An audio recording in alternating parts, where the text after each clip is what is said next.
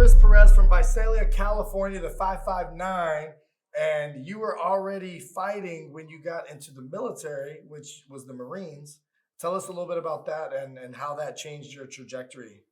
So pretty much, I was always competitive and stuff like that. I was never really into martial arts growing up. And when I joined the Marine Corps, I had the opportunity to become a martial arts instructor. So that kind of is what pushed me to want to take a jiu-jitsu class. Right. And so I ended up at Planet Oceanside. And then since then, I got hooked on jiu-jitsu, and then later, like not even a month passed by, took an MMA class, and I loved it. And I got beat up pretty good, so it pushed me to want to compete. And then, like seriously, 1 month later, I got a fight, and I started competing ever since. Wait, you fought a month after an MMA class, 2 months after jiu-jitsu? Yeah. Yes. Hold up. There's no way. No, I so I thought we had the record. So we have a lot of fighters that are experienced. They've been doing it since they were 5, and by the time they're in their 20s, I mean, these guys are, black belts, or they're high-level kickboxer or whatever. But I thought that we also had, and this fight got fight of the night, by the way, the lowest experienced guys. And that was a guy who had only had like about a year experience, and his opponent was about, between 1 and 2 years. Because there's so much to learn in MMA. You're trying to tell me, I mean, you wrestled then, right? No. So you never wrestled, and you took an MMA fight, not a boxing. Because boxing, you can learn a good 1-2 and some head movement. You can go in there and do a boxing. You can't do MMA in 2 months. There's no way. No, it really happened. So I was really wanting to fight. It was just something in me that I was like, man, I want to compete. I want to test myself at this level. And it was actually a promotion out in Valley Center, and so they easily, promoters like, cool, we got you a fight, we got you a guy. My coach, Maya, she was livid with me. At the time, Joey Beltran was my head coach, and so he was like, you know what, it's fine, we're gonna figure out a game plan and we're gonna get through it. And I actually ended up winning that fight. No, you're kidding. Yeah, so all right, so okay, that's a whole nother thing we can go into. That's very interesting. Very interesting. Now, I also know that some of those promotions, they can put some up. I'm not saying that you weren't athletic enough and couldn't pass the physicals, but sometimes, you gotta. I've seen some stuff go on in some of those. For sure. Undocumented, type promotions, which I won't go into.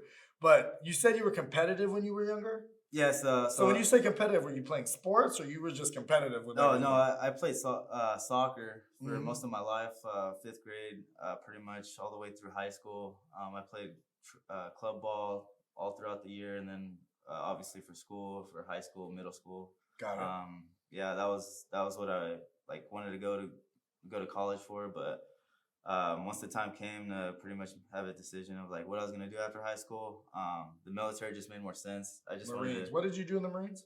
I was actually a supply guy, so I worked in the warehouse. I was an inventory management specialist, so that's what I did.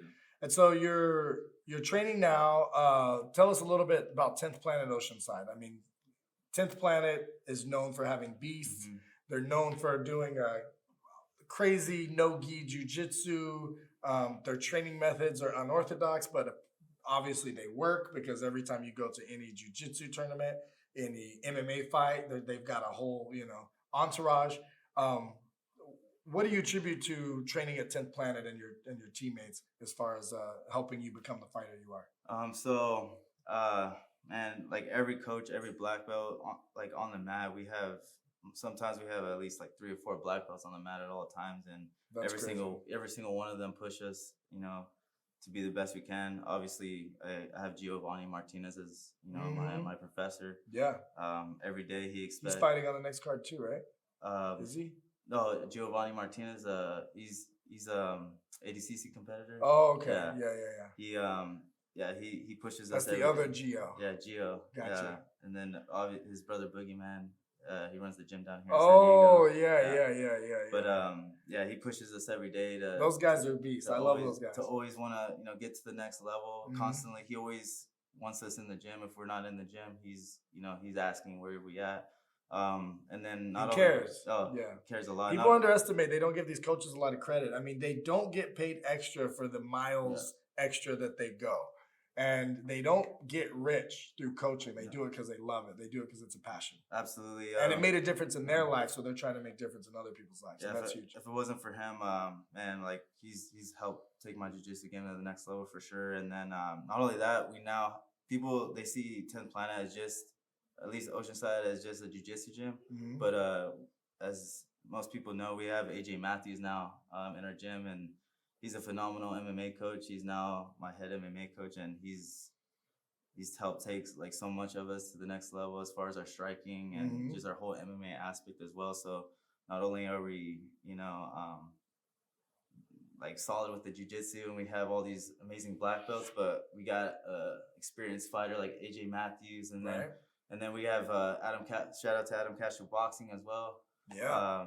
We have him on board, so like it's right now we have something amazing going on in that gym, and sure enough, you're gonna see the rest of our team end up taking over San Diego for sure. I love it. I can't wait to see it. Well, tell them what they can expect to see at the next MMA event, Epic Fighting. You're going to have some fans there to see you fight. You're going to have some new fans that you're going to make there with your performance, I'm sure, and with them watching this and learning a little bit about your backstory. Tell them what they can expect. If they were to put money on this fight, how should they bet it goes? Man, I prepared well. I prepared hard. Honestly, you should expect a first round finish. I'm gonna go out there, and it's gonna be fireworks from the get, and I'm gonna get the job done. So go out there. Submission or knockout? We don't know. We're gonna see. That's smart. That's smart. Something that's super inspiring, me having 3 kids and being very involved with my kids, is you're a single parent of 2 children. Yes.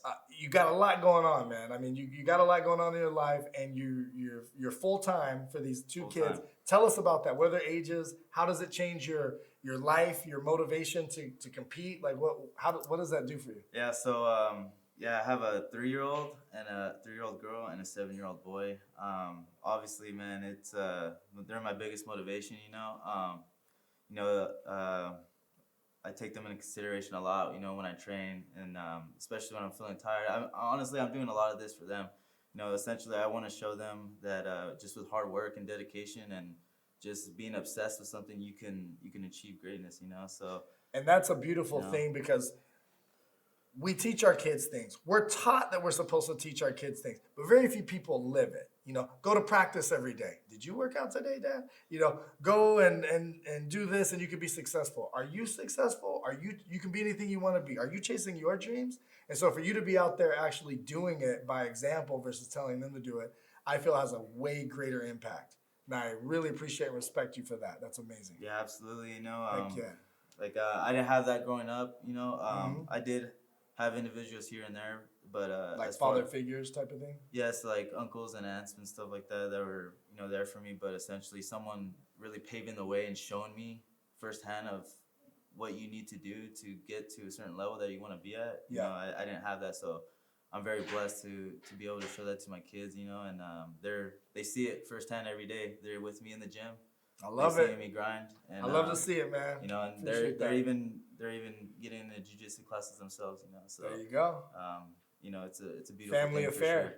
Yeah, I love it. Thing. Cool. We'll see you guys February 17th, Epic Fighting. We appreciate all your love and support. Please like, share, and comment if you enjoyed this.